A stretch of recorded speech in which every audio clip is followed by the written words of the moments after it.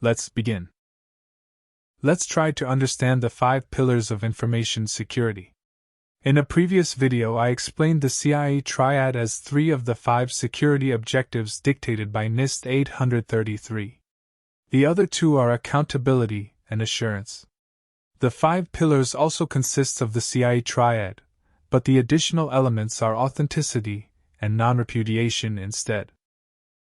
To sum up the 5 pillars, it consists of confidentiality, which means only the right person can access or know a specific piece of information.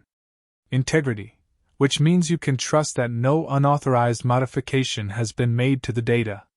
Availability means data is accessible at the right time and speed. Authenticity means we can trust that the data came from the right source. Finally, non-repudiation means sender and receiver cannot deny of sending and receiving. This is acronymed in the CBK as the CIANA. Another security principle, the IAAA principle, is very often referred to as the Identity and Access Management Framework. You can already see the commonalities between IAAA, NIST 833, and CIANA principle. It is easy to confuse all these A's. CIA is availability, and this is present in both NIST and the 5 pillars. CIANA adds authenticity, while NIST has accountability and assurance in addition to the CIA. Come up with some mnemonics so that you can recall easily. By the way, the 5 pillars gets the highest priority. Now let's delve into IAAA a bit more. Let's say you are attempting to log in with your Gmail ID. Providing ID and password, you prove your identification. Now Gmail knows who you are, but decides whether to grant or deny you access based on authentication factors. Let's say your Gmail uses 2-factor authentication, 2FA in short. What you provided is what you know, which is type 1, both the ID and your password. But let's say you configured your account such that you have to be in a certain country to access Gmail, and Gmail detected you are attempting to log in from a different country. Where you are is type 4 authentication, and this one has failed. You will not be granted access.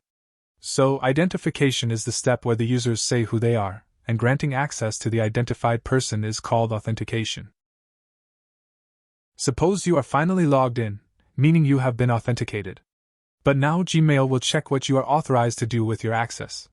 If you are a Gmail administrator who works at Google, or you are an email account user, what you are allowed to access after logging in and what you are not depends on the level of authorization. An admin will be authorized to make certain changes. A user will not be allowed to. I will discuss about it in my video on RBAC, or role-based access control, in a later video. It's time to talk a bit more about the 5 types of authentication. First, you put in your ID and password. These are things you know. Anyone else who knows could provide these. But your bank would give you a one-time password on your phone, or in a device called TOP.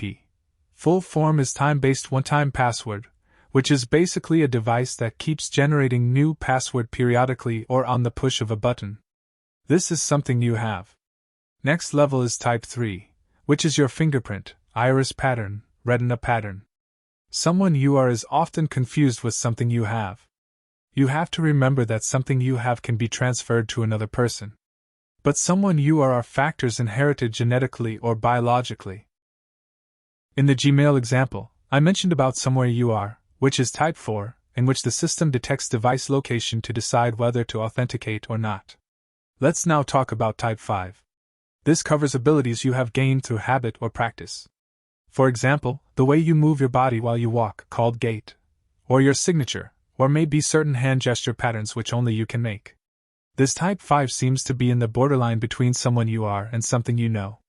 There could even be a type 6 or even 7. But I would request you to pay more attention to type 1 through 4 as these are more commonly used. In the Gmail example, ID and password are 2 authentication factors. But both are type 1. No matter how many, if all of them are of the same type, then the system is using SFA, or single-factor authentication. This is not so secured. Anyone can know your email address. All they need is to steal your password, maybe by looking over through your shoulder while you are typing your password, or maybe through CCTV. If a second type is mixed from any of the other types, then it is called 2FA. 2-factor authentication.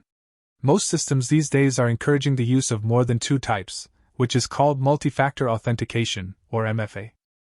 If you are wondering why there are 7 pillars in the picture, Although IS2 mentions 5 pillars of information security, which is CIANA, CBK mentions 2 more, privacy and safety, to have a 360-degree cover for the fundamentals of security concepts. This is called CIANA+PS. With this, let's conclude today's discussion.